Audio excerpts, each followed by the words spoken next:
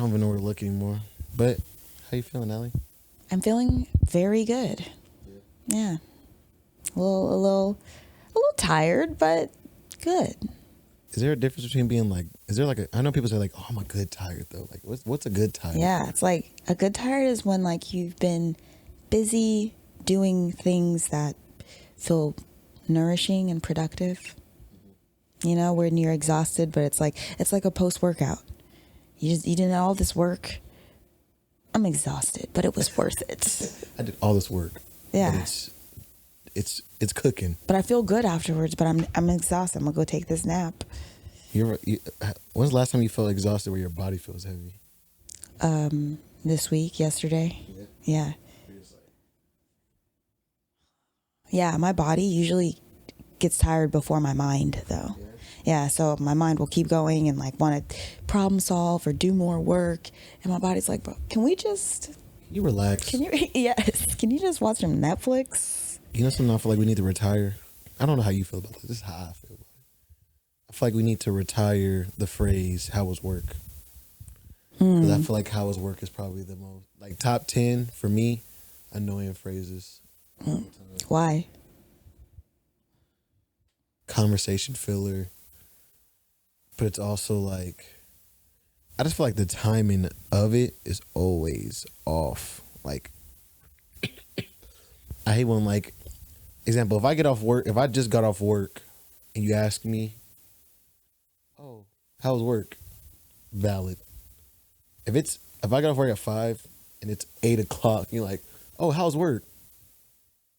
Like, I'm past that now. I'm so far removed that I don't even want to talk about it, honestly. And then not to mention, like, it's also like the everyday, like, man, listen, I work at Popeye's frying chicken. Why do you keep asking me how my day was at work? Have you ever been to Popeye's? I fried some more chicken. Yeah. Like, and that's where I was getting to at first, because I was like, I don't know if it's the question itself, but I just think it's like, I think it's the fact that I'm doing a meager job. Now, if I'm working a job where I'm doing different projects, you're like, how's work? Okay. Yeah. But if I'm working and all I do is bag groceries, don't ask me how my day was. You know what, Mom? I had a bag that had bananas, apples, and some croutons. It was the hardest bag I ever had to, like, you know, like, what do you want me to say? Yeah. It's not intense. Yeah. I'm not thinking about it at all. I'm like, my mind's in somewhere else completely. I find people feel the same about when people ask, how are you? Are you? Yeah, like, how are you doing? Yeah. If they're not in a good place anyway. Or they're feeling like just a meh place consistently. But I love talking about my job. If you ask me, how is work? Yes, but I feel like you have I have a lot of interesting things to talk about. Shifting, you making your own classwork, and yeah, my students keep things interesting too. So I had a good student. For me, at least where I'm at right now, if you're not asking me about my creative works, don't ask me about my job. I'm a diesel. Maybe you should just start responding to, like, when people ask you how's work, just respond with like how your creative work is going. Oh, you meant my job? Oh, I don't consider that my job. That is your job. No, I'm talking about them, like, oh, you talking about my job? Oh, yeah, no, that's cool. Like, what I'm really working on right now is yeah. You know? What I'm really working on is this content for the people out here. I'm weak, but what? Oh, I was just gonna ask, are there any like jobs like small jobs, like kind of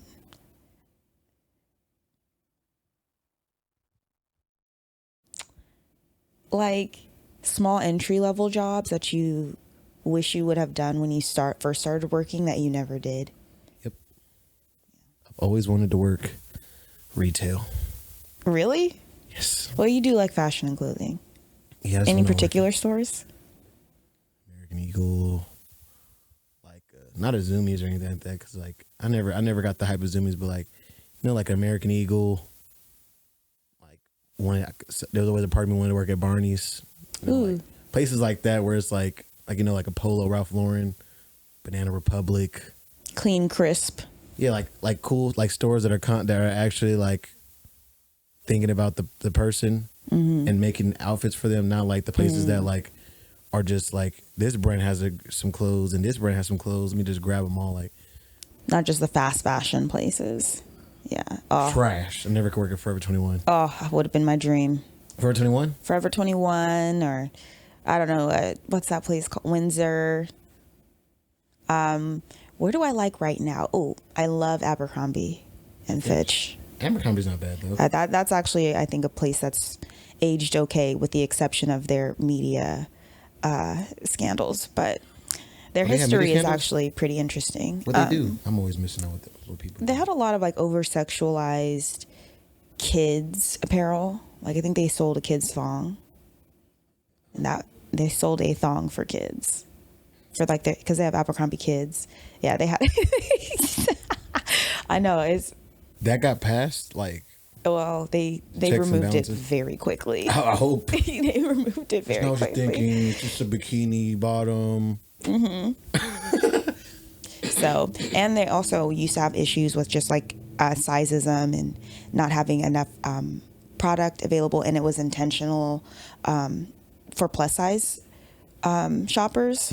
So it is exclusive or exclusionary and over sexualizing, and but I know that particular CEO has left, and I also the actual owner or like the creator of Abercrombie and Fitch has a really interesting story, which is for another episode. But I don't know. It's one of those things like the artist and the art. Yeah. I definitely get that, because I'm a big fan of like Prada, Prada herself, because like she's really like really really dope. Like even like because she was like a feminist back when the feminist movements were like starting in like Italy and stuff like that. So she's like OG feminist, and like even like her having like pushback against like doing men's clothes and stuff like that. It's just something about the person, like that. Her and Polo, Ralph Lauren himself, like I get more in love with them, and then like the brand comes secondary. Like, oh, okay, the brand makes more sense. Versus the opposite, where like, oh, their clothes are amazing. Oh, they're also dope. Oh. Like, man, I you know what, with Abercrombie, it's like partly not, it's like I think the story of the company is interesting, but for me it really is just the clothes. Yeah. Like the quality of the clothes is good. I'm also a petite person, so I like being able to find clothes that are complementary to my shape. And I know you can find like smaller sizes universally, but petite people are not made universally. Yeah. And I'm one of them, so I have a really short waist. So what does that mean? It's like I have really long legs, so I can wear regular petite sizes, but also sometimes like regular sizes can be too long, or sometimes I need like a petite long because I have long legs. It depends on like what it is I'm shopping for, like a skirt versus like, I want a longer skirt, but a petite size 2 versus a regular size 2 versus a tall size 2, all those lengths are going to hit differently. So it just depends on like the material, like what it is I'm trying to buy and how I want it to fit. Not to. I never thought about it like that. I mean, as someone who is like tall but also very long, like tall but not big, I definitely get it where it's like you wear a large, and that's like the size I need as far as like my weight, but like lengthwise I need to XL, and it's like, why y'all discriminating? You know what I mean? Like all small people are not short. Like I'm also like I'm 6'2", but I wear 12. I mean, I think that's a fair size. Yeah, I mean, people I don't my know. height are wearing like 15s and stuff like that. I'm like, I wear a little 12. That's a good regular average shoe size for men, isn't it? When I worked at a shoe store, actually that was like the largest size that we sold. Yeah. And after that it's like special, maybe 13s. Special order. Yeah, I think after that it's special order. Yeah, sometimes I'll wear a 13 if I have to. I think Vans I wear 13. Crocs I wear, where does that say at the bottom? Those are Crocs? Oh, these are Birks. Oh, okay. Anyway, this is not. Yeah. What are we here for? Sorry, I got you all. Not the time got for us this. both all off topic. It's all right. Welcome, guys, to the Special Friends podcast. It's your boy Wuzi, back at it again with my friend Allie D. Allie B. AKA Professor B. AKA Professor B. Yeah. And we're here for another episode. It's been a crazy week, honestly. Allie told me she had a crazy week. I'm not going to tell you guys how crazy my week was, but you know, I'm just glad to be back. Glad to be here. Yeah, me too. We made it. Yeah, we made it. That's just the bet. We made it. Still trying to make it. Still trying to get through. Still lots to do. But we got, I guess it's kind of a theme today. Mm-hmm. That's what it sounds like. It's like you guys are gonna notice like a little bit of a theme today as I'm looking over my notes. Yeah, we got some stuff to touch into. But before I got into all that, I wanted to ask you, because obviously with the week being busy, the most important thing is like being mindful. Mm-hmm. So while I close this door, I want you to tell me like what's some mindful practices that you do to help you when you have some more of the busier weeks.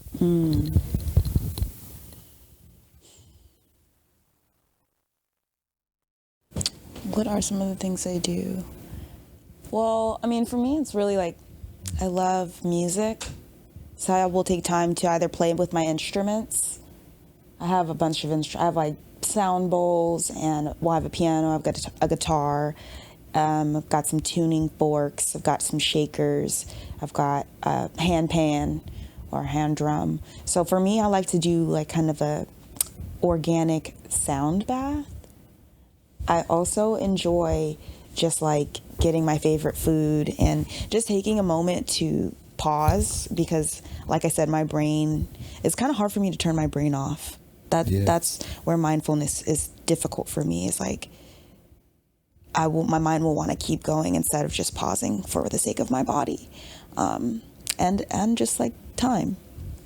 So yeah, I don't know, just finding a moment to like pause and play. Pause and play. Pause and play. When you play, how do you play? Okay, well, partly it's like playing with my instruments, or, going out with my friends. So I've been trying to go, enjoy drinks with friends a bit more, enjoy brunch. I love brunch. And, or keeping up with my family, like just calling people. I don't know. It's like, for me, playing is like just giving myself space to be the kid I used to be. Yeah. I don't have, when you get older, you don't have the space to be that carefree, that worry-free, that, playful individual that didn't have the world to worry about. Just themselves and fun. Yeah. So really trying to get grounded back into that person or that energy is kind of how I try. I'm not always really that good at it, but when I am mindful, I think that's playing is the best thing. Yeah, I suck at playing. Like, what would you used to like to do as a kid? As a kid, see, when I say I'm a workaholic, I think it stems from when I was a child, because I was also the kid that's like out of school, still trying to get like better at times tables. Oh, okay. Like, I have a competitive edge a little bit. Granted, don't get me wrong, I'm not gonna say I didn't play. I'm not gonna front. But you weren't selling candy out of your backpack at school. Oh, I did that too. Yeah, but like, so you were hustling and learning. Yeah, I was like, so I remember, my mom always loves to tell the story, but I remember when I was younger, my mom would buy, you know the finesse. Somebody selling food stamps, you give them 50, you get 100. So we would have surplus of stuff. My mom would buy Gatorades from like Sam. You go to Sam's Club where it's already cheap. Cash out. So I have 32 pack of Gatorades, and I'm not, what it stemmed for is it was the flavors I didn't like. And I'm like, Yeah, I don't want these, but someone makes them off these. So I like freeze them to make them like pleasant. So I'm like, I don't like them, but when they're frozen, I can get through it. So I did it. I remember somebody at school wanted one, and I'm like, no, I'll buy one. How much? But sold it, didn't think of nothing of it. And the next day, someone said the same thing. If you freeze another one, I'll buy it from you again. So started with like 2, taking pre-orders, taking the little pre-orders. Like, yeah, you want one? Yeah, I'll make sure to put one in the freezer. You want one too? Okay, I'm gonna put a couple extra in the freezer. And then by the time it's like lunchtime, it's like kind of watery and still slushy. It's like a slushy. And then people would buy them, and I was selling them. My mom was just like, man, these Gatorade in the jar loves these Gatorades. He burned it through these Gatorades. And then she finally called me one day taking hella Gatorades to school. She's like, what you doing? I said, what you mean what I'm doing? What you mean what I'm doing? She's like, what you doing on Gatorade? I said, what you mean? I'm taking them to school. And she found out I was selling them, and she killed my hustle. She said, yeah, I'm not buying Gatorades for everybody. If you're gonna sell them, buy your own. You know, at the time, I could easily buy my own, but you know, in my head, I'm like, oh, you killed the dream. Yeah. Oh, so you didn't even. It was all pocket money. Man, she gave you a slight investment, and you just threw the dream away. Yeah, I just didn't understand the concept of re up. Yeah. Like, in my head, I'm like, how am I gonna get more? I can't even go to the store by myself. But that's a factor. Yeah, I was definitely, but I had fun. You know, I'm a gamer, so that's usually what I do. Right now, I got back into Call of Duty. Just need something more competitive. I went to Vegas with my sister, and she's doing bowling. Ooh. She's like a big bowler right now, and kind of like the idea. I don't know if I'm gonna get into bowling per se, but I do want to get into like there's like. Here in Sacramento, there's volleyball meets once a week when it's good weather. They'll do it at like what's that park? Land Park. Oh, okay. So I'll go out there. I want to go back out there when the weather gets right. Just saying something like that will constantly give me a break, something I enjoy, something I can grow in. Yeah. So that's usually what I do to be like mindful. I have to have like this hobby, and then I have like the hobby that like it's pure enjoyment. Like, yeah. Like photography is like one of those things for me where it's like I'm not like I can make money from it. People are like, you should make money. It's like I don't want to. I just want to do this. Yeah. Yeah. I feel like that's one of my friends told me everything you do doesn't have to make you money, because I used to have that mind. I've pretty much always had that mindset. Even as a kid, I would think about like how I could turn ideas into like future businesses when I became a grown up. But yeah, didn't you say you also like roller skating? Oh yeah. Yeah. I suck at roller skating. Well, I'm good at it. But I'm stuck at the part still trying to roll backwards. I suck at the advanced moves. I feel like that's the play part of like just like, you know, doing stuff you used to like to do as an adult, but with that same like childlike spirit. You know, because as a kid, I mean, I guess I was afraid to fall, but also now as an adult, much less afraid. Yeah. Yeah. Fail yet as an adult. If anything, when I fall, I laugh. It makes me laugh, and I have more fun, as long as I don't hurt myself. But if I hurt myself, I still will get back up and go keep skating. So the thing, you know what, I would be okay with skating, but it's like there's like one embarrassing factor about falling when you're skating, is when that guy girl comes, they're like, and they're like blocking you off. You're like, stop, please. I'm good, I swear. Come on, get up. Get up. No. Come on, get up. Not people making a scene around you. Yeah, you're like, get up. On the floor, and I'm trying later and like laugh, but like laugh fast enough to get up. Like, okay, I gotta get up. Like, I got this. Because here comes the pro. Referee jacket. Yeah. I know what you're talking. Yeah, the refs on the last time I went to the skating rink out here, they had like. It was a meetup of like skaters from LA, from the Bay, and SAC, and all the expert skaters were skating all on the outside. And they said, you know, beginner skaters skate on the inside. So they had like little lessons going on the inside, these little slow, what's it called, laps, and I'm like somewhere in between both of those. Like I got out on the outsides and I was like, I don't belong here. She's like, I don't know which end I live on, but I'm not over there for sure. I know I want to go faster than this inner circle. That's how you know what I mean? She's like, they're going 55. I'm not trying to go 80, but I'm trying to go 70. You know what I mean? I'm trying to go in and out of traffic. You know what I mean? You know, when it gets too hot over there, I'll go back to the slow lane. But when y'all clears up, I'll go back over there.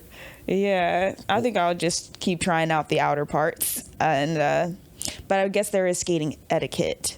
So yeah, you're supposed to skate only on the outsides if you've got like that intermediate skill. But anyway, all that said, I feel like playing, like doing that kind of stuff, it would be like mindful for me. I don't know if that's the case for you. Well, for me, like it's twofold because there's a like yesterday I was like overwhelmed, so I sat and played video games for an hour. You know, stuff like that. But then there's like the the more true mindful practices. Been journaling since I was 18, so that's like been major key. Journaling, going for walks is, I'm like an old man, so I like sometimes go for a little stroll. Yeah, nice walk. Walk up the street, go to the liquor store, get something stupid, get some Arizonas. Like I said, like kid stuff, but it's like, walk to the store, get Arizona, chill. Like, all right, I'm out of here. That's it. That's all I wanted. small joys. Yeah. So I definitely do. I would do stuff like that, and that helps me get back at least. I think that like true mindfulness is both, because I think that's, you can do either deep work and self-reflect, or you can do the light work and have fun and fill yourself up. It depends on really what you need. Yeah. But I think mindfulness at the root of it is just being, like you said, intentional, and not, practicing and engaging in like escapism, because it's easy to like zone out in video games and just escape from all of the things.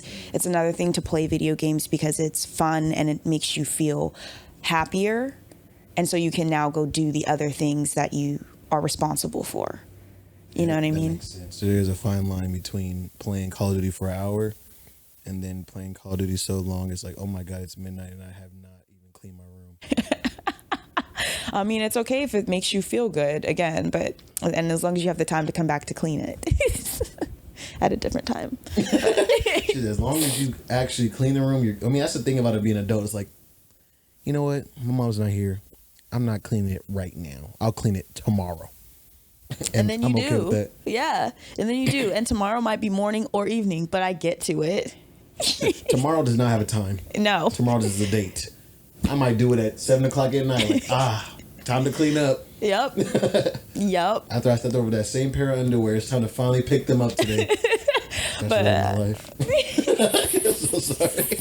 I'm so sorry. You're good. It's relatable. Yeah. But I wanted to talk about some of the things we have. I'll have you kind of tell me where you want to start. Okay. Well, I guess you were talking about today having a theme, and I think it's modern dating, if I'm right, in terms of the theme, and like who's really responsible for the condition of today's dating landscape. I think this is fair. Yeah. I think that's fair. So we watched 2 videos this week, and I shared a video with you by Darius Daniels, and it was talking about like a few things he would tell his daughters about dating. And the number one... 4 things. 4 things. Yeah, 4 things. Glad you remembered specifically. But the one thing that stood out to me, he said, was, if he's taking too long, something's wrong. And all the stuff he was talking about was stuff like, I was like, wow, that is for me news, but common sense, I feel like, for you when you watched it, maybe. Well, I would say common sense in the sense that,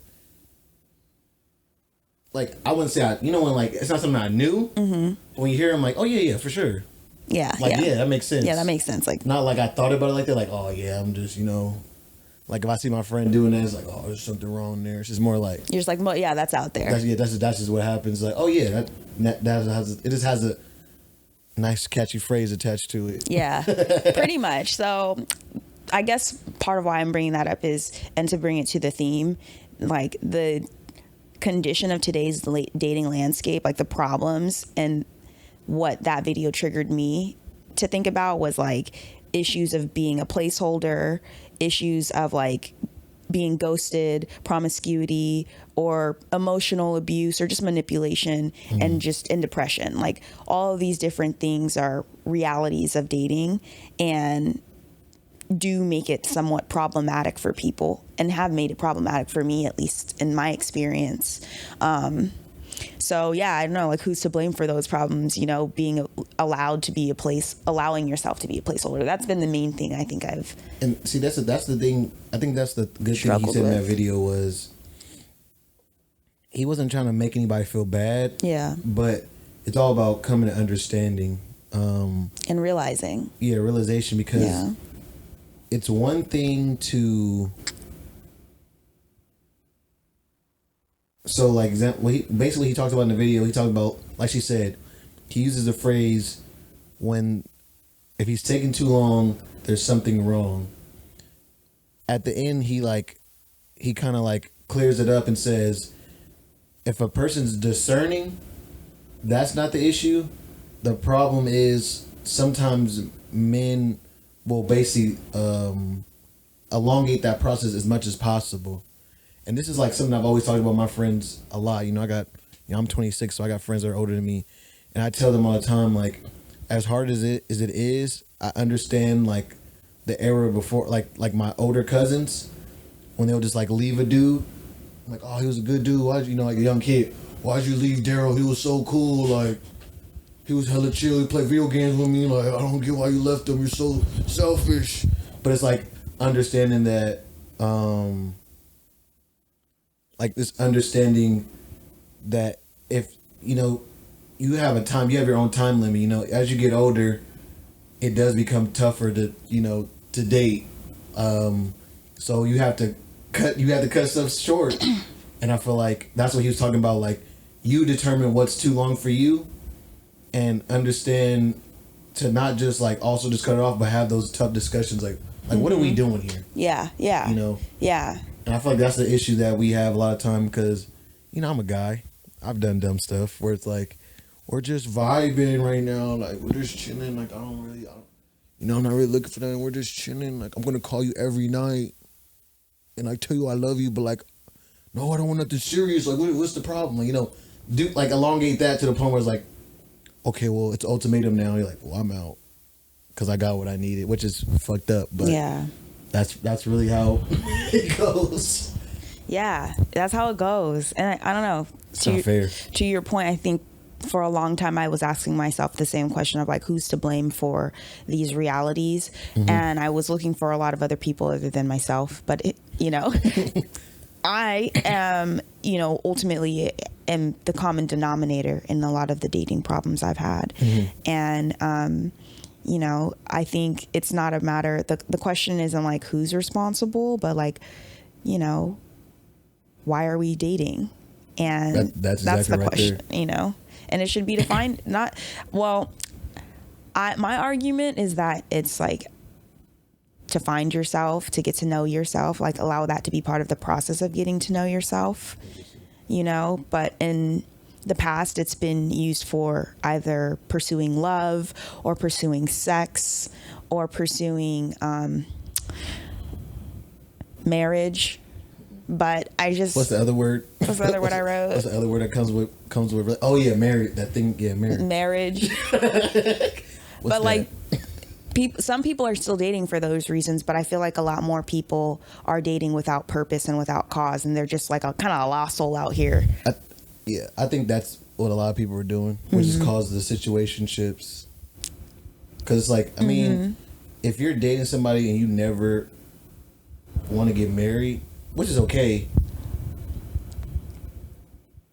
Like, let that be understood. But a lot of people are like, don't know.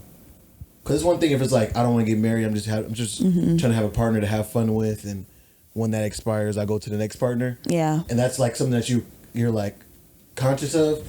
You're going to move about things differently. But if you're like, like, not completely against marriage, but don't know. If you're for it, yeah. So you're like, like, I really like her, but I don't know if I'll go all the way. And like, that's when it become a little messy and can be a little bit hard. And that's what I tell friends too, like, granted, everybody has their own agency. Everybody's responsible for their own feelings and for their own well-being for the most part. But I have told guys before too where it's like, okay, if you're with a girl and you don't want to be with her, like, just break it off, bro. Especially if she is looking for something long term. Yeah, because and you know that. Yeah. You know what I mean? It's one thing if she doesn't want that either, if she doesn't know that she wants that. Like if you're both figuring it out, you're on the same frequency. Like, cool, we'll figure this out once we get there. But if she goes into this and you know she's like hoping for somebody to be committed, she's giving you the hints, like, she I want wants kids. marriage, she wants kids, like that's the path that she's on. Like, but you're not really walking that same path. You're kind of like on the dirt road and she's biking along. Like, fucking biking along. Stay on the dirt road and find someone that's walking there too, or get on a bike. But don't think that's, I don't know. I saw that marriage rates are going down. Mm-hmm. They've been going down since 2001. And it makes sense. Not much, but like 2001 marriage rates were at like 55%, 55.8% according to the census. In 2011, it was down to 52.4%. And in 2021, marriage rates were at 50.4%. So in the US, like it's a good 50-50 of people who are now single versus married, you know, and I feel like that's also a contributing factor to the dating landscape is there's probably more divorced people out here as well finding themselves. Well, I don't know. I will also say we got to be fair. You know, we always got to throw it on social media. But the amount of options that we have available to us nowadays comparative to... Well, perceptively available. I mean, even though perceptively, like, I can literally get on Tinder, change my area to like, I don't know, Denver, Colorado, and start matching with people and like actually having genuine conversations. Where before, it's like if you couldn't get out your city, that's what you had access to. That's your pool. That's your dating pool, and like that's all you have for reference now. Yeah. But like with social media, especially, I could imagine like as a woman where it's like random guy hitting you up in your DMs. Yeah. Trying to see what's up, and you're like, all I did was post a selfie. Relax, son. Bro, this could have been a comment. Yeah. He just said 4 like hot emojis. What's going on? What does this mean? It's so cryptic. So it's like, I feel like the amount of options are available too. So it's like there is a short-term benefit of being single longer. Because it's like, why would I get married when I can just get the same thing without being married? And then also have the option of switching up. Like, I mean, that's not how I think about it, but I feel like I could see that argument. I feel like a lot of people do think like that, though. Like my dad personally isn't married. Huh? Go ahead. I'm sorry. Go ahead. I was saying, do you think a lot of other people think like that, though, even though you don't? Think like that it's better not to be in a relationship because I can just... No, that you can, because you can get what you essentially would get out of a marriage by dating a bunch of people. Oh yeah, you could definitely. I definitely think a lot of people think like that. I'm pretty sure you've heard people say that, like, well, why we get married if, we live together already? I hear it, and I just don't know if that's like the majority of how single men think. Single men who are choosing to be single. Men will just take what they get. I don't think I would personally say I don't think a lot of men will get married unless they have to. Really? Because I want to get married. That's crazy because men are more happy married than women.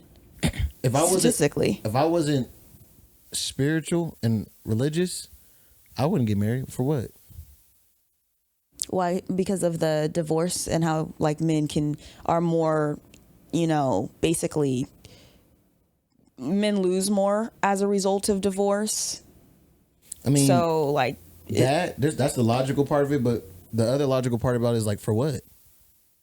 If it's like, what do I gain from marriage aside from the spiritual covenant? Like the spiritual covenant and like, the last name and things like that, and like, the finances, like, better finances. But for the most part, I'm like, why would I get? For me, I can to like justify somebody else's. I can see why marriage won't even be an option for them because like, what do I get out of that?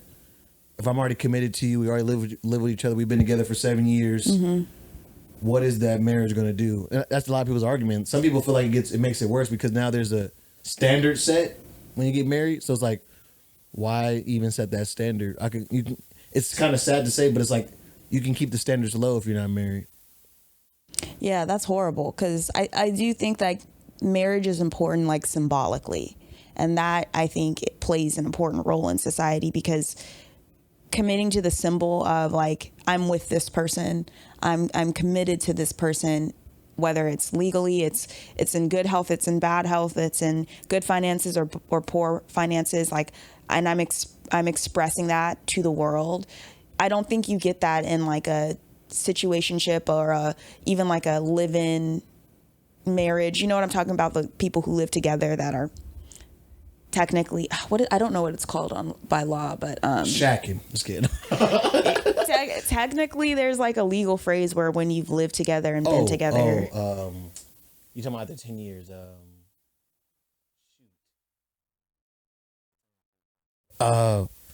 Shoot, I can't remember.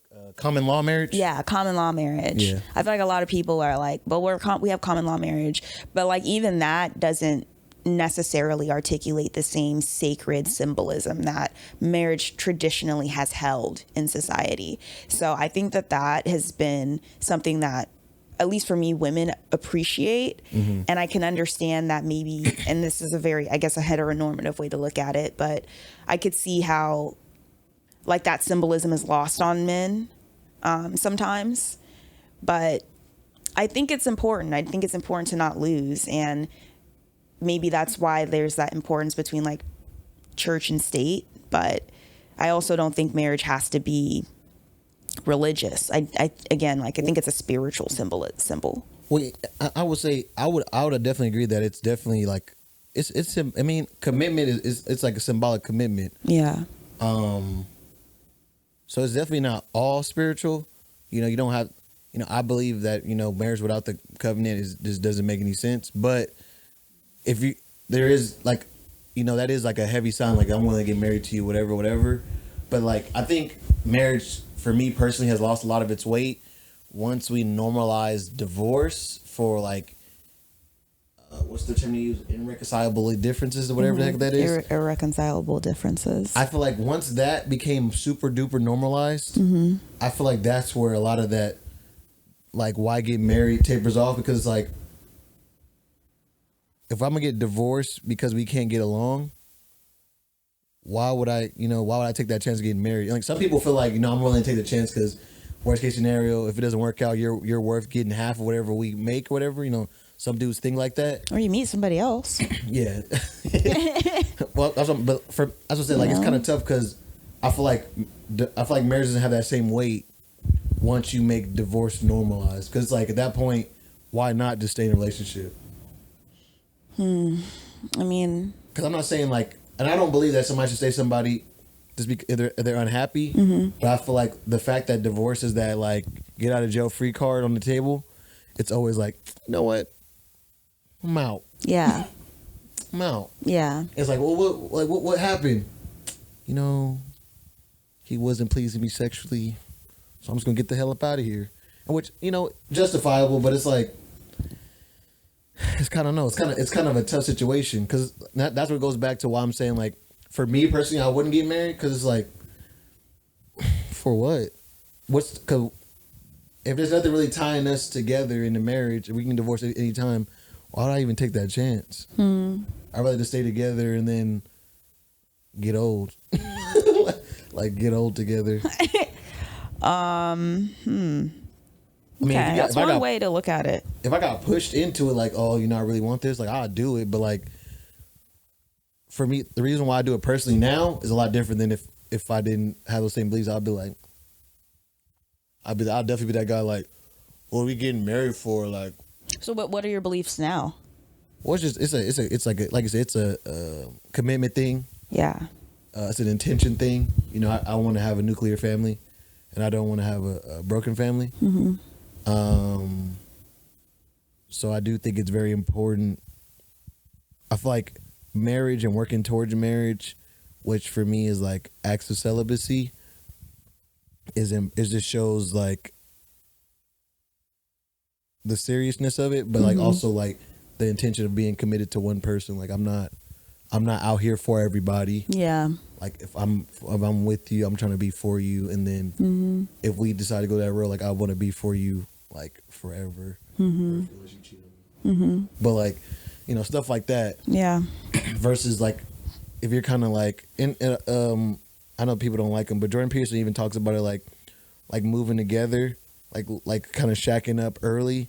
It just shows that there's like you're in a non-committable relationship. So you're living together, which is like a commitment, but you're not committed. So it's like an oxymoron, and it causes its own issues because it's like, well, you're here, like we're living together, we're sharing this lease, stuff like that. But you're not here. But we're not. There's nothing else tying us here except for this lease, and that's where I feel like for me, like marriage is like important to me because like I want something that's going to tie us together through the good and the bad, through whatever. Like show you like no, I'm not looking at nobody else. I'm here. Yeah. Versus when you're always single, it's always that idea like tomorrow could be the day. He don't love me no more. She don't love me no more. Yeah, like all that fear. You gotta deal with it. So that was the last day. But I want to feel it. Do you feel like when because to go back to Darius Daniels, he was talking about the long time. Do you feel like there's like a lot of external pressure when you're like waiting on a guy?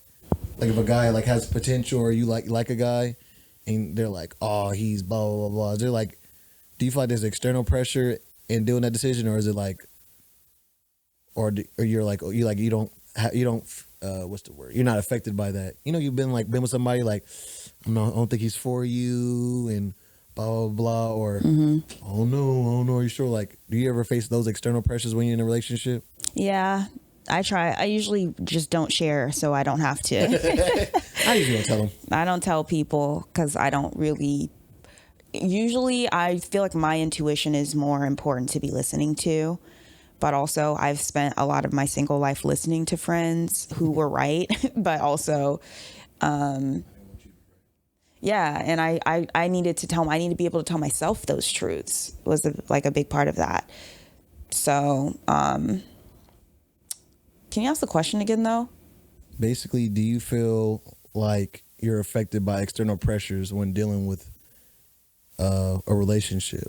Especially like a little bit when you're going through like a little bit of a challenge, like, okay, like we're trying to understand where we're going from here. Yeah. And then you always get that like auntie is like, girl, if he don't give what you want, you better walk. Oh my gosh, I don't have any aunties like that. That would be awesome.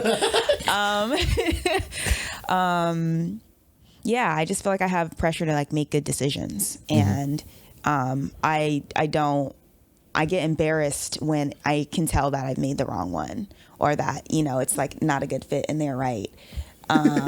So I do feel that pressure, but again, I try not to tell people. So it's not as much part of my dating experience.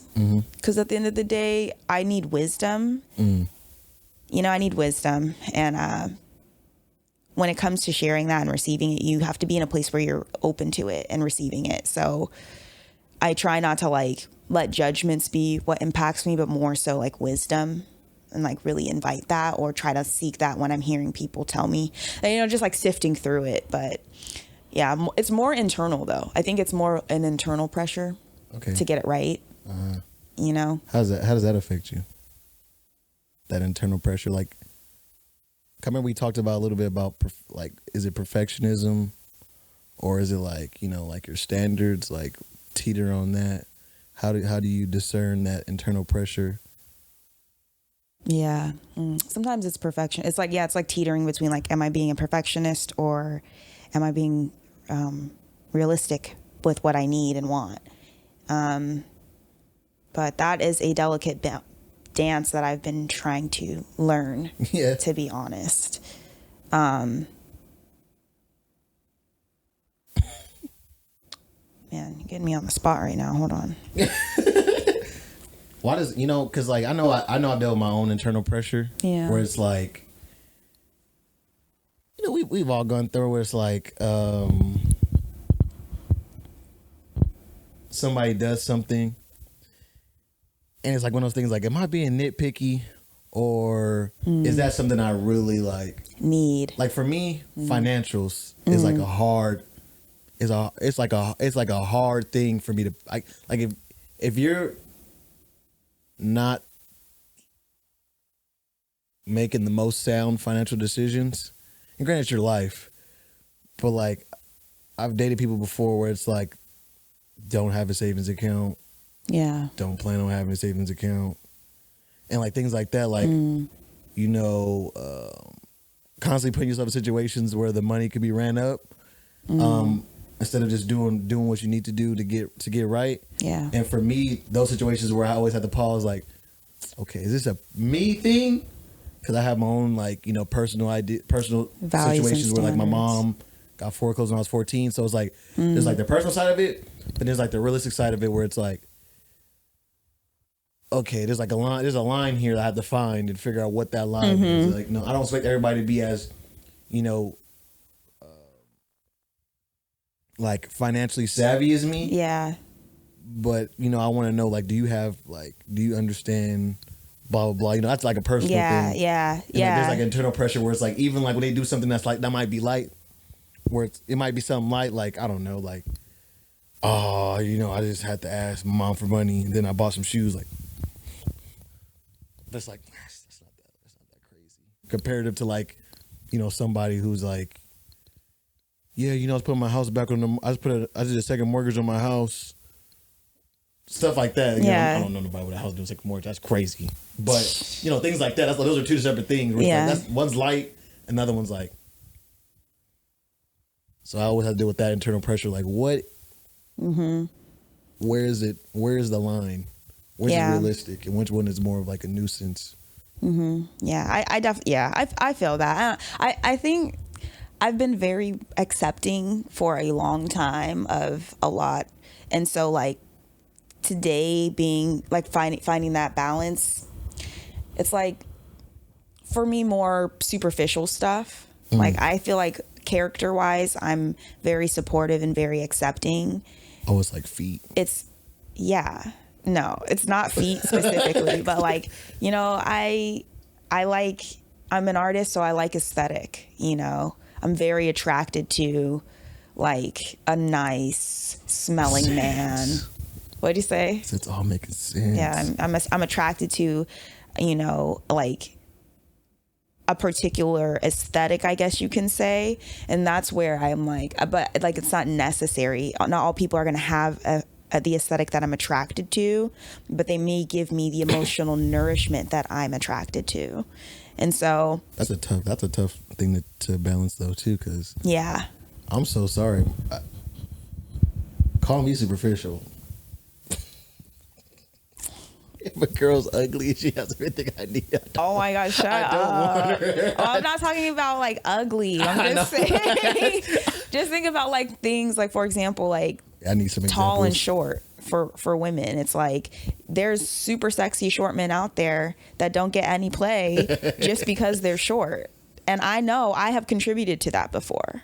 I mean, but these days I can see a sexy short man and appreciate him. Hey, shout out to our short kings out there. Shout out to the short kings. Like I could give a short king a chance, but the thing is, like, again, like how much of the aesthetic that I am attracted to is me being a perfectionist versus like it's just what I need to be turned on, you know, and that is an important part of a relationship. I will say that is important. Yeah, there's importance to that. I don't think that should be the, you know, I mean, that's like, you know, I can't tell nobody what cannot, because I personally have mostly dated black women. So like a lot of times unmelanated races get a hard curve for me without even like getting to know them, because it's like I know what I want. Yeah, it's like I'm not don't feel a connection already. I'll have to try to build a connection.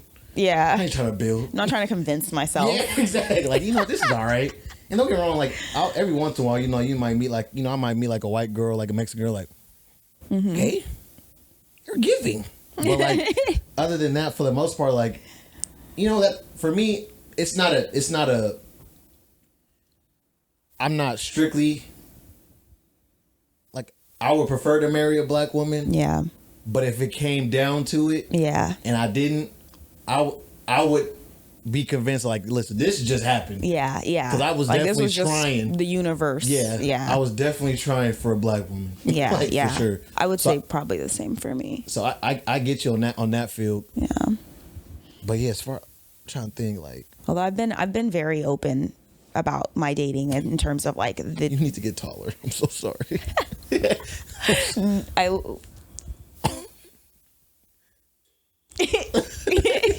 No. That's okay. We can still keep Okay, but anyway. We can go something else. She's like, I mean, my hair kept getting caught on the back there. That's what was happening. But yeah. Anyway, it doesn't. I was gonna say I've dated a lot of non-black men and black men, and you know, yeah, just figuring out like what you like, what you want. That's what I feel like dating is about. It's just figuring that out. You knew that about yourself up front. Casual dating. You know, yeah, casual dating for me is like really getting to know, you know, men and also figuring out my sexuality too. I think women are beautiful, but I learned I'm not like romantically attracted to women. Like I don't want a relationship with women, but I feel like dating is important for you to learn that about yourself, you know, and I don't know. It's not always just to find love. It's, you know, it's not always just to have sex with people, and it's not always just to find somebody to marry. Yeah. You know? And that's what I said. Like, it's all, to like kind of bring it full circle, it's like it's all about intention. Yeah. You know, I feel like when you go into dating, there is, everybody has an intention of what they're doing. And I feel like that's the hardest part. I feel like that's something that needs to be done before you start dating, though, or just be aware of it while you're dating. Yeah, while you're casually dating. Don't be seriously dating and not know what you want. Because that's where people, I think that's where we are now, where a lot of people are getting fucked up. Yeah. Because people will go into a casual dating situation and then be there for 3 years. Like, okay, I came in here casually, and now we're in here deep. You know, the water's up to my ankles. And that's because the other person got serious or came in serious. Yeah, exactly. Yeah. Came in serious or grew into it seriously, and you know, that's one of those situations where it could be very, very tough. So yeah. But it was another video we watched to kind of like keep it going. Was everybody's familiar with Pearl at this point? We've all seen the white girl in there going in on just women. Pearly things. Yeah, just pearly things going on every woman she sees. Like, literally all the shorts really show, huh? Yeah, exactly. Like, I mean, hey, let's look at the clicks, but. Shout out to Pearl. But she had a recent video where she had a panel of looked like older guests, in my opinion. Like, they looked, I know one of the ladies was 40, two of the ladies were 40. There was one younger girl that was like 20, about to be 21. And it looks like there was some 30s. Yeah, later 30s, yeah. So it was like a little bit of an older crowd comparative to me. I'm 26. Yeah. And then I was gonna say I'm 31, so I was like, this is my crowd. I was like, they're not that old. Yeah, we're not like old, but like, you know, 40 something is older. I said my mom's age. Yeah. So they talked about a lot of stuff, honestly, and we won't touch on all of that. We'll definitely put the link like in the description below, so you guys can watch the video. It's a good video, but me and Allie, it was a conflicted video, honestly. Yes, it was an interesting video. The question and the title of it is, are modern women to blame for dating? Yeah. Something like that.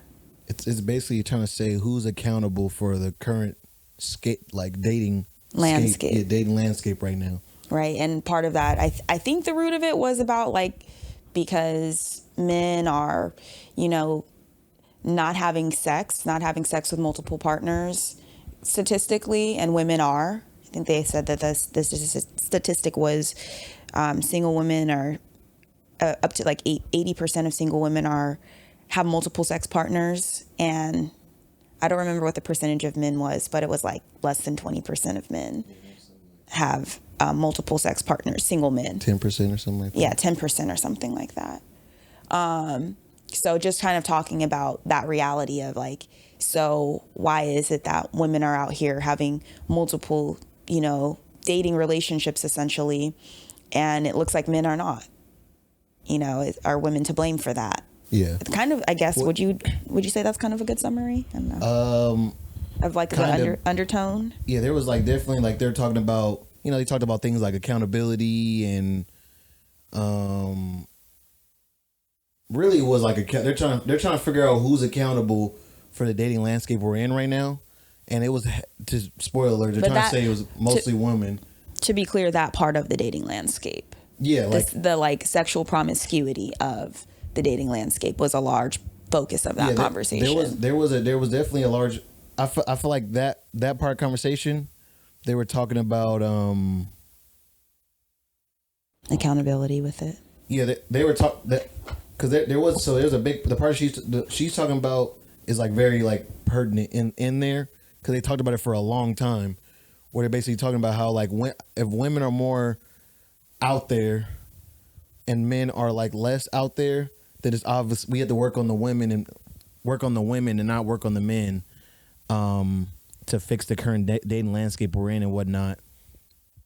And I don't know, I like I told Allie, I was kind of conflicted about it. Like I wouldn't say that's fully true. I don't know if that's like, I'm not saying that statistics not true, but the argument. Yeah, it's I don't know. It feels like a flawed argument.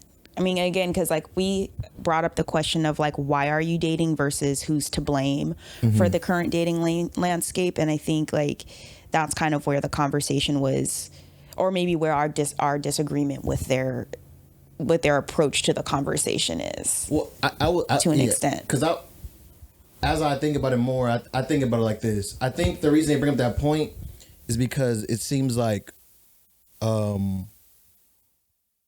at least the way that I saw the video, is that women are the biggest like the biggest group sounding off, that they're not happy and why can't I get the man that I deserve and blah blah blah blah. Like I feel like that's what they're like kind of responding to, and so because that's how it seems like their statistics are trying to disprove. They're like, okay, you guys are saying you're not getting the man you deserve, but this is what you guys are doing, and these are what the men are doing. And I feel like that's what they're aiming towards.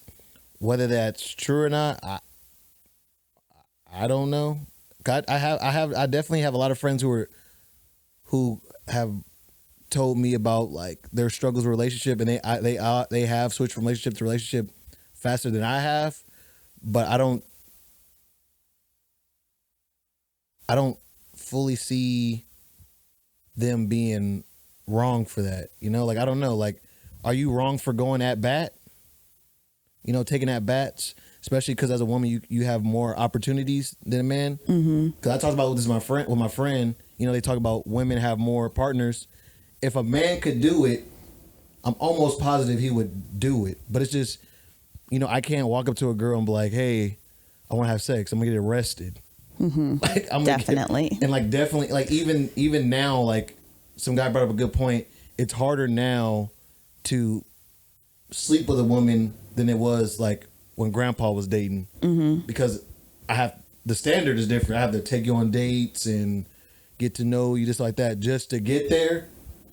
And so that also is a contributing factor versus a girl like I said, I told this to Allie in private. If she went up to somebody tomorrow and was like, I want you right now, the guy's not going to try to get to know Allie. Like I'm willing to bet that it's not going to happen. Like he's not going to try to get to know you. Like, no, I want to get to know you first before I do that. I just can't be. Not going to be a gentleman about it. Like I don't have that much faith in men. Yeah, I don't have that much, especially the world we live in. Simps, like no. But yeah, I don't want to kind of take over the conversation. But no, I'm listening. I feel like the conversation of like who's accountable. Like I do agree that there's a lot of accountability on women for, you know, kind of some of the shifting of standards being set up, but I feel like the accountability of why we're here, we are, is like a moot point. Yeah, because a relationship is two people. Yeah, and I think too, like women might be more vocal. I don't know. I'd have to like do research or see some research to be able to agree if single women are more unhappy with like the dating landscape. But I would just say in terms of unhappiness in general, you know, men and women are equally unhappy, and we might just be unhappy about different things. Exactly. And for women, we love family generally, you know, or I should say stereotypically, we've been nurturers and we've been provider caregivers, not necessarily the providers in history, but now we've become more providers. And so my argument too is that I think women's needs have changed and evolved, but I don't think that men's have evolved quite as much. I think that's where a lot of the dissatisfaction is, because, you know, women really want men to be emotionally nurturing in ways that I think, I don't know, I won't generalize all women. I'll say I think it would be nice to see more men emotionally available, more emotionally intellectual, and emotionally interested in life. But to me, what I feel like I see are men interested in just, you know, producing action in life and activity in life, instead of like, you know, love, like really creating love and meaningful relationships that's created through emotion, you know. And I think women have over time, especially with men leaving to war and us having to, you know, have to keep up with the spirit of the community and also provide for the community while men are away fighting and, you know, taking care of whatever political things that they're not letting women be part of. It, you know what I mean? I think we had to evolve emotionally. We had to evolve, like skill wise. And I don't know where that disconnect is. I don't know if you would agree that men are not necessarily invested in emotional wellness and emotional intellect, but it just sometimes seems like that's not equal. And that contributes to a deeper problem. I will say there's truth in that. Well, granted, I'm not basing any. I will preface this. When I say this, I'm talking from personal experience. Yeah, same. What I've seen and whatnot. So I'm not gonna say what the world is really good doing, but my world, my inner circle. I will say there's truth in that, because like you said, for women, predominantly black women, because I'm a black guy, they're getting better positions in the workforce. They're getting higher accolades. You know, their position in the family is changing. So there's definitely evolution from that, because, you know, now you're dealing with more tough situations. You need more, you know, if you're going to work and you're having to, you know, you're working on heavy projects, and you want to go home and you need a little bit more, you know, reassurance and like you said, nourishment. And I feel like the landscape for me as a man is, you're always told you're going to work.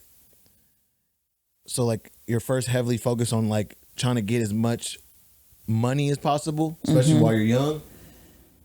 And then the emotional part of it is lost, because to get to that high point, you have to be emotionally turned off. Or, okay. Oh. You can talk. I'll put you back in. Okay. Yeah. Emotionally turned off or spiritually disconnected. I think spirituality is also emotional too. And like, so if you're like emotionally turned off, then naturally you're going to be turned off from, you know, I think the more spiritual part of life. So my other question then would be, because I said earlier, I think the problem is that there's just like a lot of lost souls kind of dating each other out here. So do you think that it's like,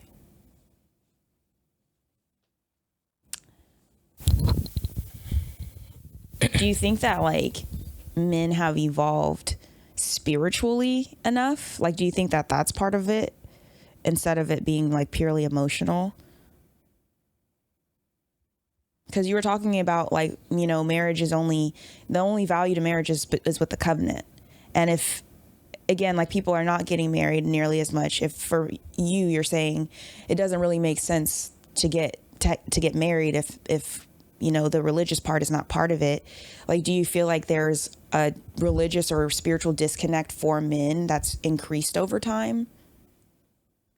When you mean like they're not being as religious, or spiritually connected to their life, like even their purposes, like as a black man, I would say yeah. Because working is not. I feel like a lot of men work and grind really hard, but like it's to a point of exhaustion and not a point of like nourishment and fulfillment. That's what we were talking about earlier. I don't know if it was on the podcast or before we got started, where I was saying I've been busy, but it's been like a nourishing kind of busy. Mm-hmm. You know, I feel like men are taught to work, and that differentiation between like work that's nourishing and work that's you just have to do it because you're a man and you have to provide and do things, gets lost. I will say this, and I feel like this is true, that women definitely have the luxury of getting a job that they more and enjoy, especially when they go through school and whatnot. Like they'll get something that they actually enjoy, and then have opportunities to like go to something else. If not, versus men, there's an expectation that you have to make money regardless, and like especially like constantly make more money. So right now I work in a diesel shop. You know, that's not something I personally want to do. I find fulfillment in it because it allows me to do other things, and I feel like that's where a lot of men taper off, because the other things they do with their money they make is not bringing them fulfillment. You know, I want to get to the point where I'm self-sustaining in the content creation that I make, and you know, doing something for myself. But when you take a man and you know his primary goal, whether or not to be married or not, is to attract women, and he works these crazy jobs and then spends that money on frivolous stuff that's not fulfilling, like getting a nice ass car and like being fly and stuff like that, I can definitely see that disconnect, you know, widening, because that's what you're focused on. And then you get into a relationship, and then, not saying all men, but some people get in relationships and they're like half people, because you get there, it's cool, honeymoon phase is over, real shit kicks in, and you're like, "Ma, you tweaking, ma." Like, I'm about, like, you're starting to check out. And women go through the same thing too, where you get in with a girl, you're doing the right things and the same thing. She's like, that's not what I was looking. I'm looking for the trips, and I'm looking for stuff like that. But yeah, I feel like it's, like I said, the landscape is just weird. That's what I say. I don't think it's just women. I definitely think as men, it's like twofold. Women have evolved, and just like women have evolved emotionally, some of them don't need as much emotional, you know, care as they needed before. Like I don't. Yeah. That's what I told you about the independence. Like I don't need as much from you as I used to, and that shifted too. So men are. I feel like some men are kind of like, I don't even know what to do. Well, you know, some women don't need that emotional support, but I think that that's partly because of like, you know, the role of a father in a woman's life. And like, you know, if a father raises his daughter to be very independent, like my dad taught me to be both of my dads, they raised me to be very independent. That's great. But like, one, I think, was a bit more emotionally available than the other. And so what that taught me was not to like, to like normalize emotionally unavailable relationships with men, you know, or like semi-emotional relationships with men. See, and I will say this too. This is the difference between like, and this is only me. This is me speaking from. I was raised by a single mother. I'm only speaking from my personal experience. The difference between when a mom raises you to be independent, speaking specifically to women, and a dad teaches you to be independent. When a man teaches you to be independent, we understand there's still submission in that, you know, and sometimes I feel like that's lost when like a mom might teach her daughter to be independent, because we understand like as a man, even though I'm independent, I still have to submit to the customers. I still Or have to system. submit, to whatever I'm in. You know, like even though like we see men as these like dominant figures. You know, the army is mostly men, and they're usually led by other men. You know, like they understand how to submit to somebody who has more knowledge or more skill or whatever. And I'm not saying women aren't capable of that, but I'm saying like my mom, when she was teaching my sister to be more independent, she was also teaching her that you're always right. And I feel like that is a big thing that I feel like I see is common, where it's like I don't have to listen to you because I'm independent. And I feel like the girls that I know who usually raised by their dad and their dad teaches them independence, it's like understanding when somebody might have more knowledge than you and then discerning off that. Because, like you said, I don't think it's right for a woman just to submit to any guy. Like, for what? Yeah. But I do think it's important that if a guy has traits that you want and you see things in him that he can like lead you the right way, then why wouldn't you? Just like as a man, I would, I have my idea for my future, but if a guy came in my life, a mentor, and was like, this is what you need to do, this is what you need to do, this is what you need to do, I understand, like, okay, maybe I need to stop what I'm doing, but understand what he might be saying to me and take that leadership. And I feel like that's like the biggest. Yeah, that makes sense too, because I mean, or a lot of the structures that we have in society were crafted by men, but unfortunately, like all of those systems are not working anymore. And that's where I think I agree that we've got this separation and this disconnect, because there's a way in which we need to be able to think like that. But, my mom played a big role in my independence too. So I'm like a really interesting blend of what you said, of like, there's ways that I like to be very right. And there are ways where I try my best to take in the wisdom in the room, but I struggle with that fine line because I've been raised with both of those kind of perspectives.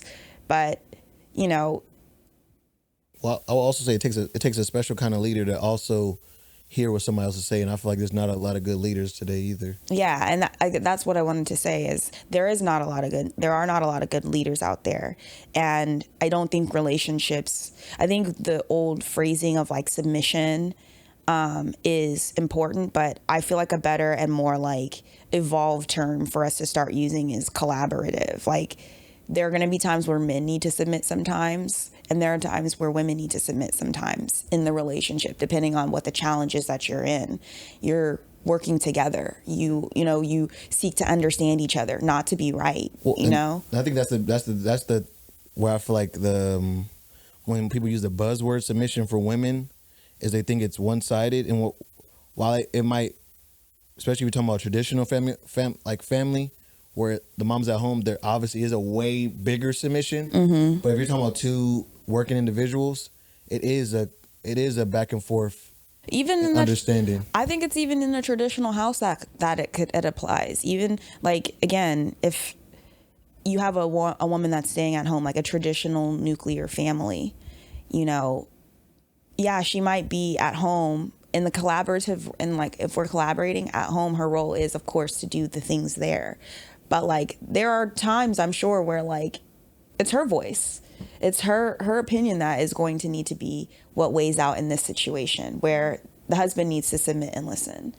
And I don't know if maybe I'm wrong. Well, I think you're right. That's what I think that goes back to being a good leader, because a good leader will take in everybody's best interest, not mine. Yeah. Oh, like the King on Woman King. Good. So good. It's so good. There's a king. I forgot what the king's name was, but there's a king who's ruler. And he has his own dominance in his kingdom, but he also has a cabinet of people and a trusted, woman that is a warrior, leader of his army. Yeah. One of the leaders of the women's army anyway. And, there are times where she offers her political advice and wisdom, and he doesn't listen. He goes on his own kind of accord. But as the movie goes on, you see him start to really appreciate it even more than you see at the beginning of the storyline. So my whole point is, I think that you can as a man be dominant and still, submissive. I feel like collaborative, like having the goal of being a collaborative partner is so much more important than looking for someone that will be willing to submit, because the reality is you have to be willing to submit too, exactly. But that's where I feel like, again, like, I don't know if men have evolved to, like,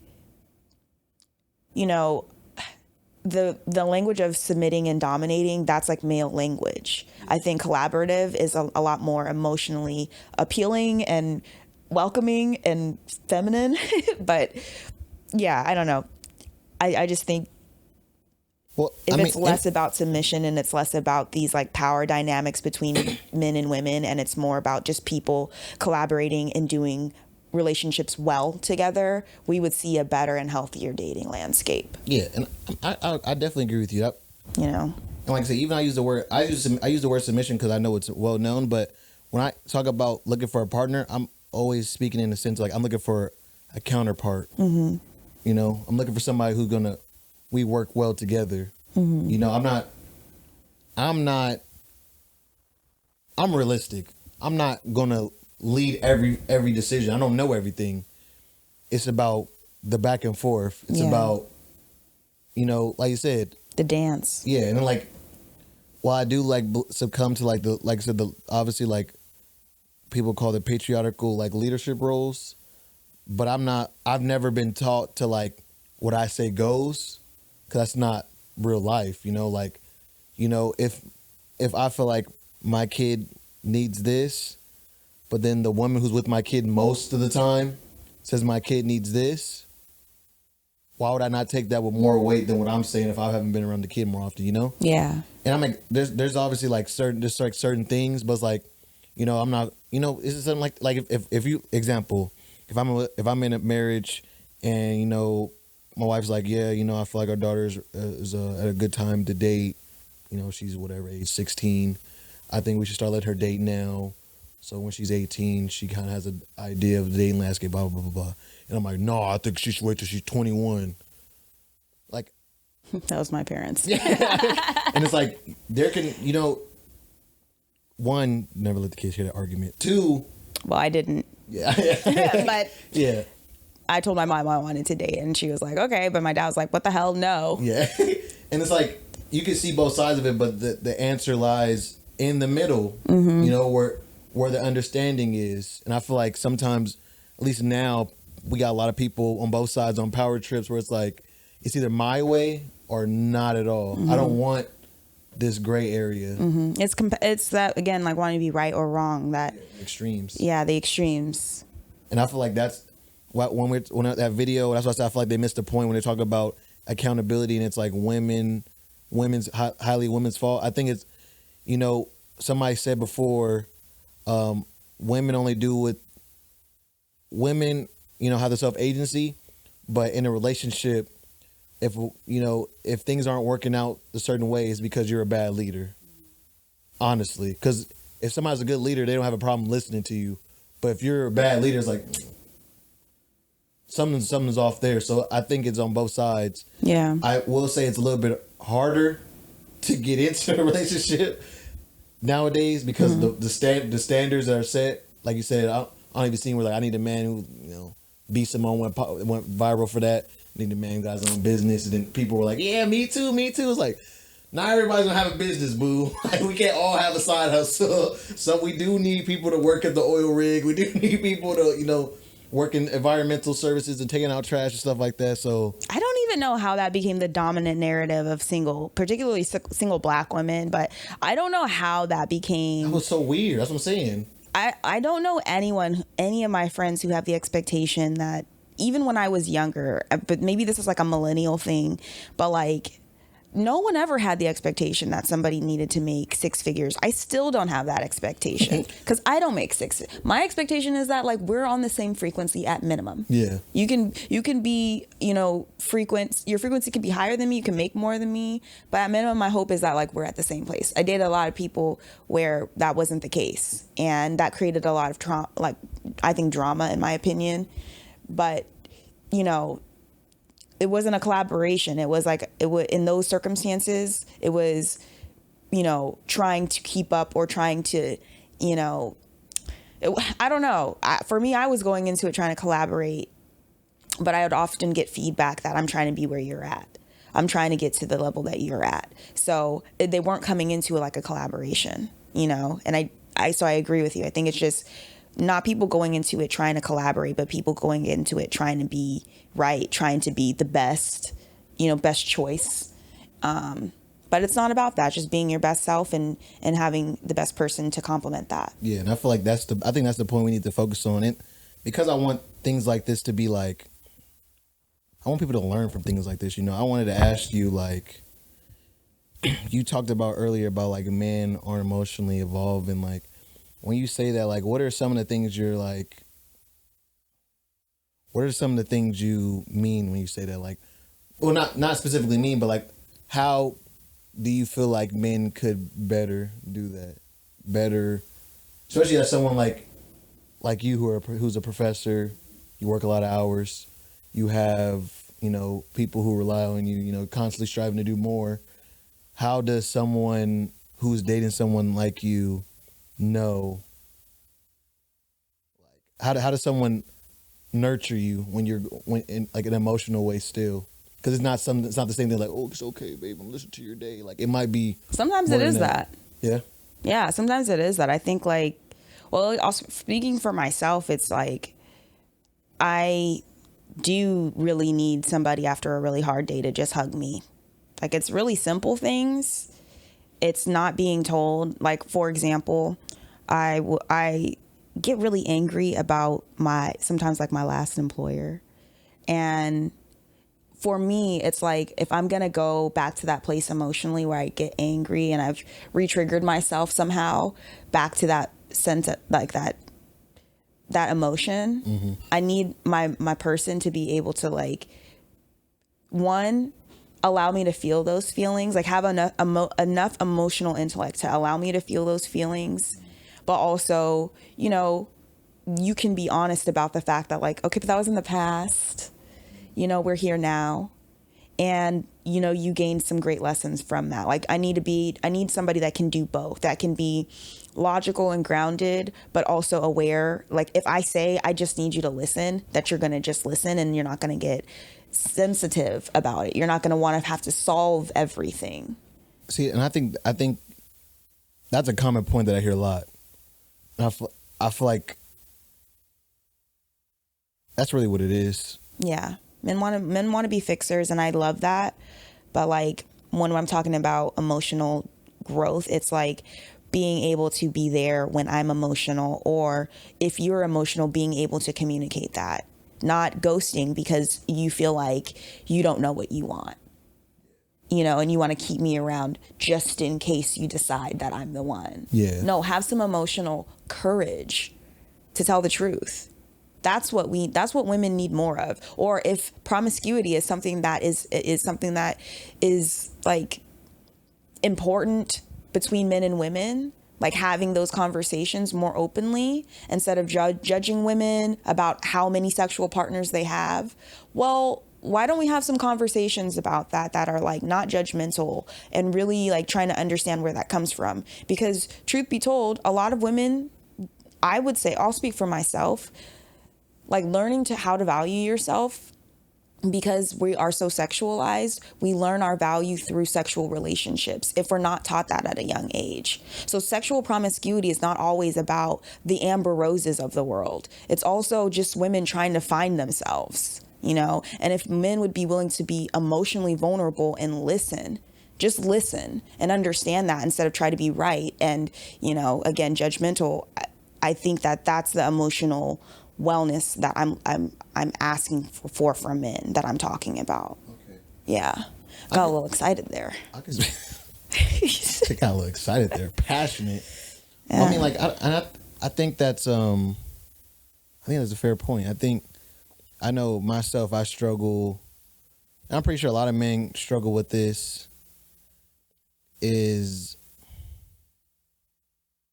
is not for all people, but you know, I've heard people that I've talked to where it's like they don't know where that line's at, as far as like, okay, you want me to listen, and then, but like, where, at what line, when, at what point do I fix then? Because it's like,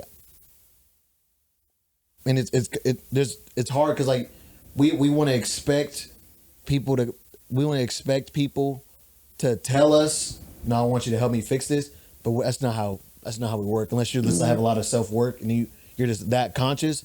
A lot of times, you know, I go through my own situations where it's like, one minute I'm getting told something and I'm like, oh, offering feedback, like that's not what I want. Yeah. Like, oh my bad. And then there's other times where I'm like, just listening. It's like, well, are you gonna say something? And it's like, I didn't know you wanted me to say anything. Like, you know, so it's like it's a tough battle going back and forth. And like, you know, sometimes I feel like there's the most grace for men when they drop the ball in certain ways like that. I watched a video where a guy, he said his wife's first pregnancy, he was so used to seeing how his mom had the baby, then immediately went back to work like a month later, and like nothing happened. His wife is a stay-at-home mom, and like after she had her first baby, she went through postpartum, and he just wasn't there for her because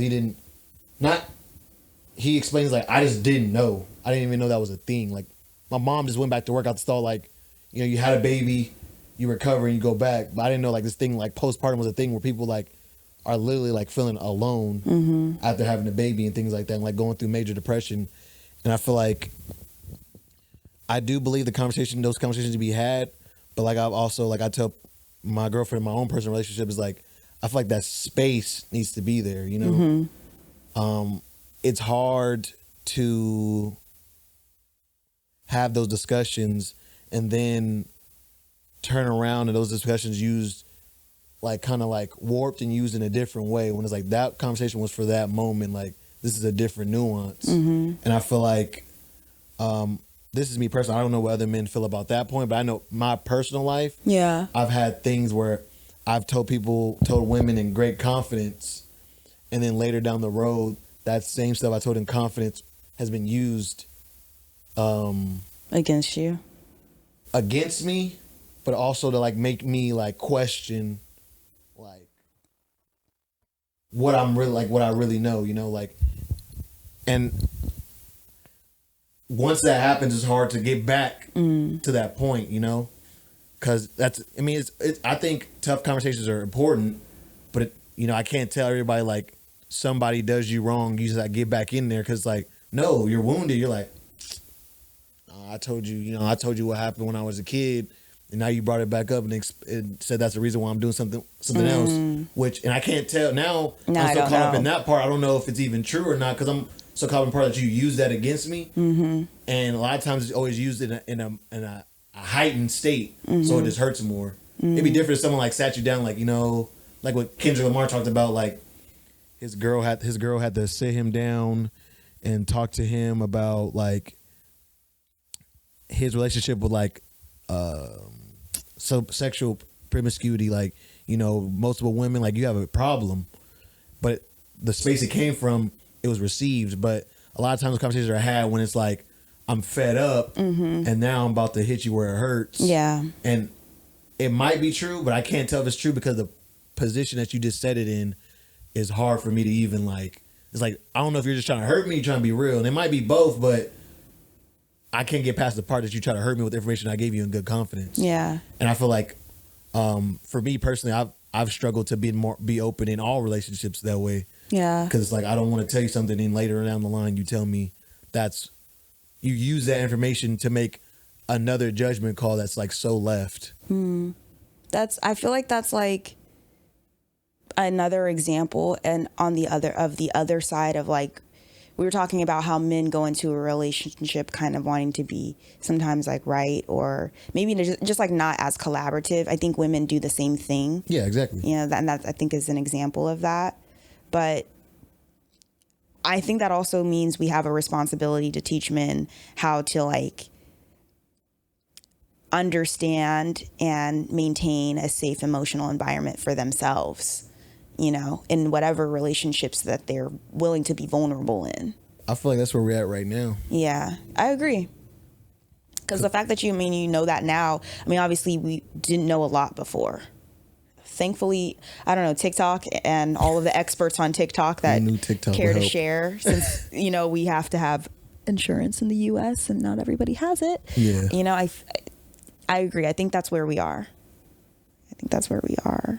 But the last thing I wanted to come back to is something you said about like, it's hard for men to know like when to fix or just like not. And I think it's, you know, not asking or even thinking about what can I do to fix it, but really just asking the question of how can I support your solution? Because it encourages the individual to find their own solution or invite you in to help them find a solution. Yeah. And it also puts you in the role of being a support to it, of the solution, and not the provider of the solution. So I don't know. I feel like that's the main thing for men who are differentiating that of like, you know, do I fix it, or how do I show up for her or them? You know, it's just. And I think what helps me is expanding my vocabulary. And I don't mean that literally in like learning new words, but finding different ways of saying, like you just said, instead of saying, how do we fix it? How can I help you? How can I support your solution? How can I support you? You know, things like that. Like if you can expand your vocabulary and understand which works best for you in your relationship, you'll get a lot. You'll be able to go through those circumstances and understand where to help you differentiate. You know, if you're like, how can I support you? She's like, well, you know, I just want to, you know, it was really like had me fed up. And you have to like also be listening and hearing like, okay, is this more a release? Then you understand, but more of it's like, okay, I just don't know what to do anymore. And that's okay. Now she sounds like she's in a place where she's trying to look for a solution. You know, I feel like we have to do better as far as our vocabulary, because you know, men are ones and twos. Like, well, bro, just tell her. Why I'm not. What do we? And some people I can understand it can be very like annoying to hear the same problem over and over, and they're not seeking a solution because like. Well, at that point, that's when you evoke boundaries. It's like, listen, we've talked about that. I've listened to you and I've supported you.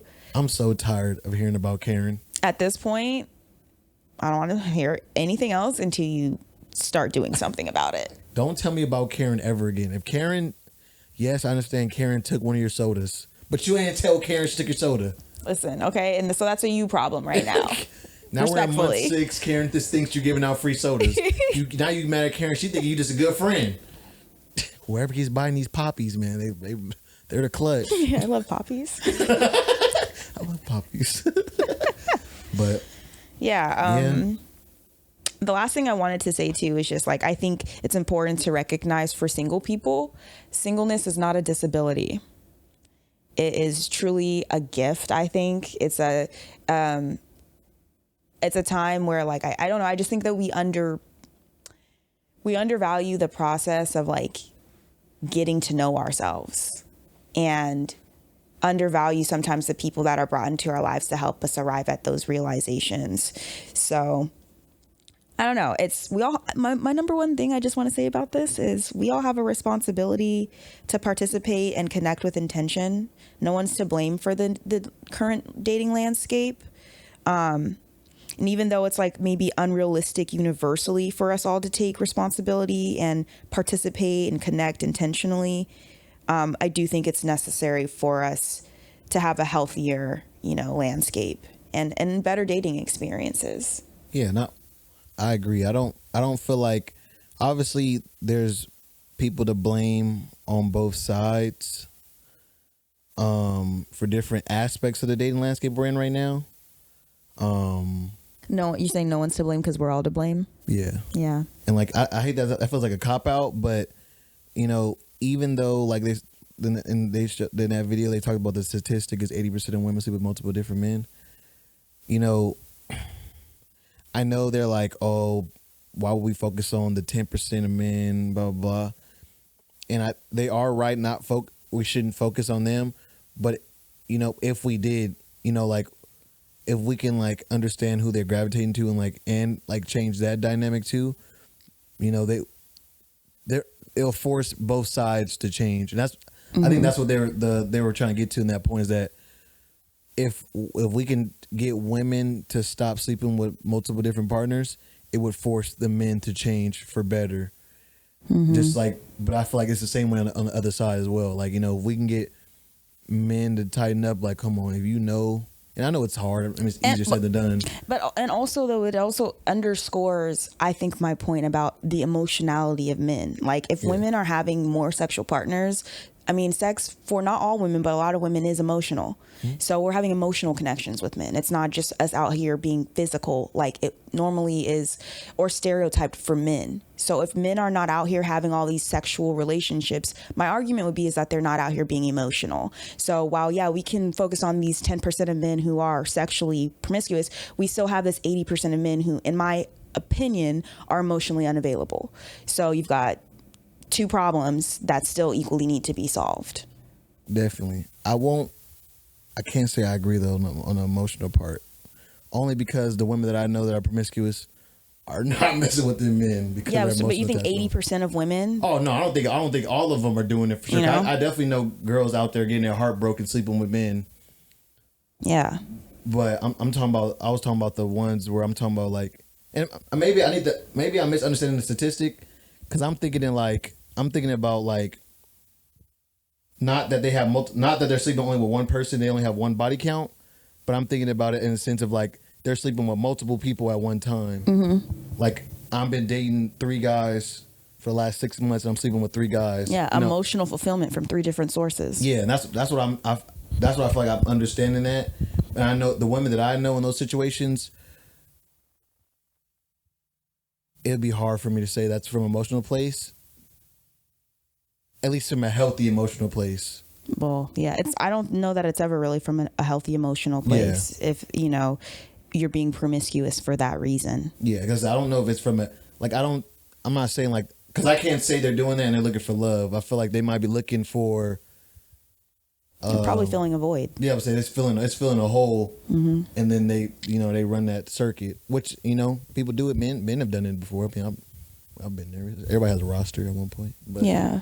It's too much work. But anyway. Yeah, but I'm just saying, it makes it sound like it makes it, that statistic, the way that they frame it, makes it sound like, this 80% of single women are the problem when there's still 80% of men who have, and I do think that men are emotionally constipated. I feel like that is a huge articulation of that. If you're not having sex as a single population, I don't think that has to do just with like physical desire or this desire to be married. I don't think it has to do with that. And like I said, the guy talks about too, like in Japan, like there's these places in Japan where you can literally go to a bar and like have conversation with women, and that's it. So it's like, yeah, why it really is. Men will outsource. You all will outsource your emotional needs.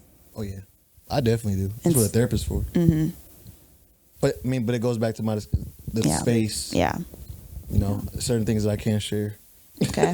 Yeah. I'm not talking about like here, but I'm talking about certain things I can't share with my spouse, and then not comfortable sharing. Mm-hmm. I could share them, but some things I don't want to share and be used later, because there's some things that I'll share that, like, if it comes to light, it's like whatever. But there's other things where I like. Especially me, and like I say, it's definitely a personal thing where I don't when I'm sharing things, I don't understand to put a preface on like, this is really like serious. Mm-hmm. I don't think anybody does, especially when they're sharing something passionately and emotionally. I don't know how much weight it's having on me until it comes back up and you're like, so that's why I usually outsource to like therapy and whatnot. But it's definitely. Men could be cool. More. You could share more. You could be more open. Yeah. I try. I try my best. Not just you. Just speaking. Oh, all the guys. I think that's the only reason why. That's the only reason why. Yeah, I'm talking to all the guys. Wait. Oh, fudge. Hey, all the guys. To all the guys. Do better. Share more. That's what I was trying to say. Share more, and yeah, like let it out. I will say that. I'll leave it on this. Don't be afraid. It's easier said than done, but you do have to give people the benefit of the doubt. On both ends. Yeah, I agree. I feel like that's the middle ground. I feel like men personally they can't afford, they can't emotionally afford to give somebody the benefit of the doubt in situations like that, because I feel like women, they can't afford to. Yeah. Women don't get hurt. No. As much. Not as much. I feel like it's a sad reality, but I feel like women are more. I don't want to say this wrong, but it might come out wrong. It's okay. Go for it. I feel like, from my personal life, I feel like it's a sad reality. My mom was more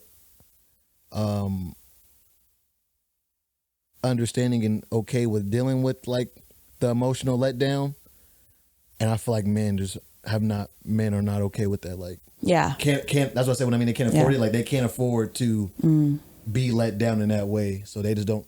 Instead of like giving someone the opportunity, it's like, yeah, no, I'm not even going to give you the opportunity, because I see what you mean. It's that emotional resilience is probably not quite well developed enough. Because I can't. Some people can't, like, tell you something. Mm-hmm. Especially in a world where you were never really allowed to be like that as a gendered group. Like, in all of society and history, women have been allowed to grieve. We've at least been able to process difficult emotions in a more open and expressive way than men have been allowed. And so I get that it's, that disappointment is more difficult to deal with and difficult to express. So we could definitely give men more of the benefit of the doubt in that regard. I can definitely understand that. Yeah. Not to mention, like I said, social media. Men are getting blasted they're in breakups more often than not now. I feel like everybody's getting blasted for everything. I mean, yeah, but you think men more it's like the vulnerability. I don't know. A lot of time when a guy's done with a girl, he won't go. I mean, there was definitely the revenge porn. That was big. The revenge porn. That's a big thing men would do for sure. Mm-hmm. But also on the other side, there's like the,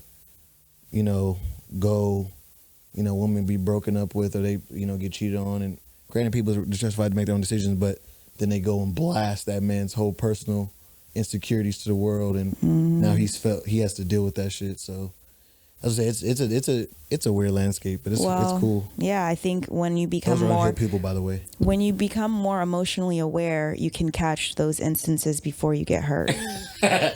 She already had a red flag, bro. She cussed out your mama, bro. So I'm saying, what do you expect her to do? Not go on Facebook and tell you about your life? Men are out here with a bunch of blocked heart chakras, and I need y'all to do some heart chakra work, okay? Giving y'all some energetic prescriptions out here and homework, because, I don't think it's impossible for men to become more emotionally resilient, but I do empathize and hear you on that. It's not there yet. Yeah. I mean, it takes a lot of work, but it's pretty cool. But we're getting there. But guys, is there anything else you want to touch on? No. Sorry. Nah, I'm okay. I said it all according to my notes. What about the backs? I'm just kidding. No. That's for my YouTube. But okie dokie, guys. Appreciate you guys. I don't even know how to end this. It was a good conversation. I really had a good time. Thanks for listening. Thank you guys for listening. Oh, drop your thoughts too. I want to know from listeners if they agreed or disagreed with anything we said. Yeah, tell me how you guys feel about the dating landscape. Whether that be on social media, Instagram, at Wuzi_Loke Jr. At heyprofessorb. On Instagram, hit either one of us up, send some comments or whatnot. On the YouTube channel. I definitely want to hear what it's looking like out there, because we only have our worldview. Right. I'm really curious, so hopefully we get some comments, some good stuff. But yeah, guys, this is the Special Friends podcast, and we out of here. We out. Peace.